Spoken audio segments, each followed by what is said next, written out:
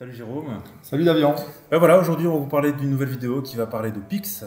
Oui, donc Pix, c'est une plateforme de certification des compétences numériques. Alors elle a été lancée en 2017 en France et elle arrive tout doucement en Belgique puisqu'il y a une version institutionnelle qui est en train d'être mise en place par la Fédération Wallonie-Bruxelles. Alors pourquoi est-ce qu'on a choisi de vous parler de Pix? Tout simplement parce que Pix tend à intégrer de plus en plus la formation des hautes écoles, dans le sens où cet outil va permettre d'évaluer un certain nombre de compétences numériques et de les faire reconnaître à un niveau européen. Elles vont aussi être reconnues, on imagine à terme, dans des CV, et les hautes écoles auront un rôle central à jouer à ce niveau-là. Nous, on y voit certains avantages, mais aussi quelques inquiétudes dont on va vous faire part. On va commencer par les avantages en vous parlant peut-être du référentiel duquel est tiré Pix, et sur lequel il est basé pour mettre en place sa formation, c'est le DigComp Edu.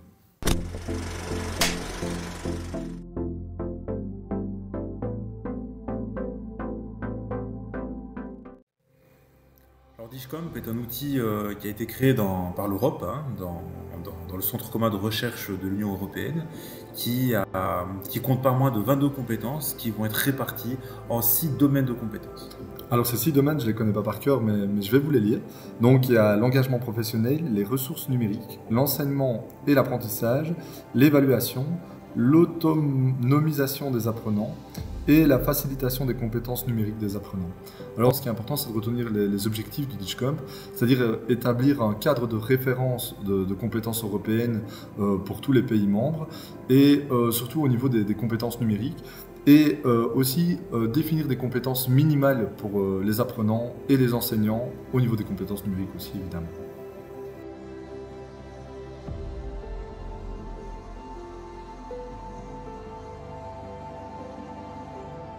L'utilisation de Pix nous semble intéressante en lien avec l'idée que relèvent Amadieu et Tricot dans leur livre Apprendre le numérique, mythe et réalité. Ils nous font part de l'idée qu'il existe les digital natives, c'est-à-dire l'idée que certaines personnes croient que parce que les jeunes sont nés avec le numérique, ils savent automatiquement utiliser le numérique. Or, ce n'est pas forcément le cas. Oui, effectivement, pour prendre un premier exemple, c'est parce qu'un jeune va jouer tous les jours de manière quotidienne à des jeux vidéo qui va nécessairement arriver à transférer ses compétences dans le domaine professionnel évidemment. Alors que les jeunes se croient compétents dans le domaine du numérique, ils ne le sont pas forcément. Et il va falloir les aider à s'auto-évaluer et pour ça Pix peut être un allié.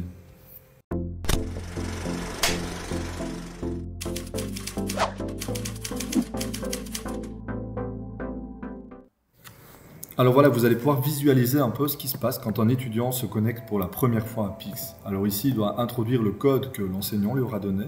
Il faut savoir que l'étudiant doit être inscrit au préalable sur la plateforme pour pouvoir s'inscrire et accéder à ces questionnaires. Alors ici, on a un élève fictif, c'est Jordinateur, que nous avons inventé évidemment. Et c'était juste pour vous montrer un petit peu les différentes étapes qu'il doit accomplir pour se connecter la première fois à la plateforme. C'est pas forcément compliqué. Il doit avoir un matricule, ça c'est important, et on doit aussi connaître sa date de naissance, son nom, son prénom et son adresse mail. C'est les informations dont on doit disposer pour pouvoir l'encoder sur la plateforme.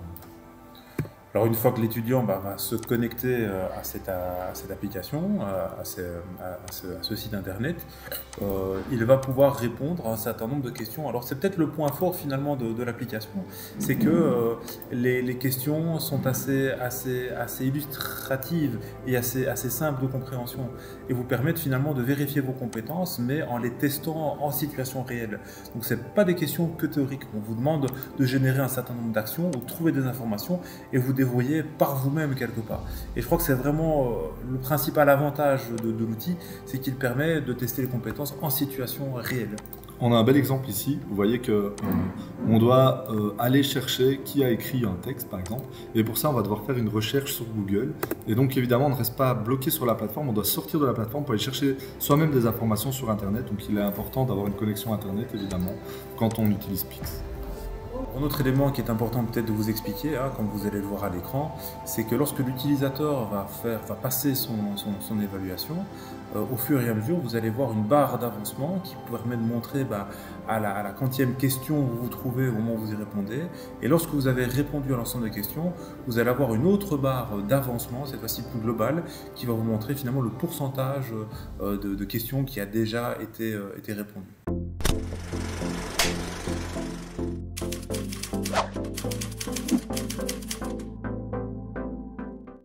Le premier avantage de l'application, sa facilité d'utilisation et l'évaluation pragmatique des compétences finalement, qui permet d'apprendre en faisant, donc de learning by doing, comme on dit. Ouais, deuxième point positif, c'est que c'est un outil de diagnostic. Et donc, ça permet aux étudiants de comprendre directement où ils en sont par rapport à leurs compétences numériques, quel est leur niveau, et aussi quels sont les domaines au niveau numérique dans lesquels ils sont plus ou moins forts. L'autre avantage, évidemment, c'est que lorsque les étudiants arrivent en formation, ils ont souvent des niveaux, surtout en matière numérique, assez variés, assez disparates. Et donc l'idée de ce genre d'outil, c'est qu'il permettra, on l'espère, à terme, d'arriver à identifier un niveau commun pour tout le monde, un niveau d'uniformisation des compétences minimales à atteindre en termes de numérique. Et tout dernier avantage qu'on voulait mettre en place, c'est que c'est un outil clé sur porte, comme on pourrait dire. Donc l'enseignant n'a pas à s'approprier l'outil, à entrer dedans, à le travailler. Il arrive, il est déjà construit, il choisit la campagne qu'il veut mettre en place pour ses étudiants et il peut directement intégrer à son cours.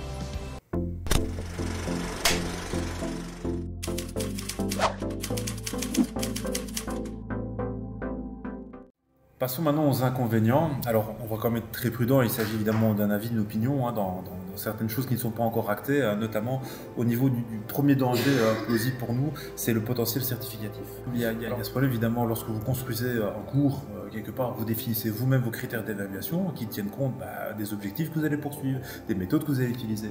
Là, finalement, on part d'un outil qui est déjà tout fait. Et cet outil, finalement, il a été fait, pensé d'une certaine façon, avec un certain axe de questions, un certain axe de compétences. Et donc, on va évaluer des personnes sur base de cet axe-là qui ne correspond pas toujours, finalement, à ce qu'on aura fait dans le cadre du cours.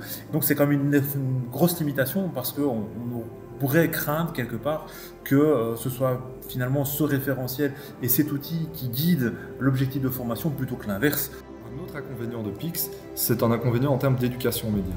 Pix forme avant tout à des compétences numériques, techniques, et il ne prend pas en compte, ou très peu, tout ce qui concerne l'éducation aux médias. Or, aujourd'hui, l'enseignant, avant tout, doit former des futurs citoyens, c'est-à-dire pas un exécutant numérique, quelqu'un qui, bien sûr, sait exécuter de manière technique le numérique, mais qui sait aussi réfléchir aux enjeux qui traversent son utilisation du numérique dans sa future profession ou dans ses études.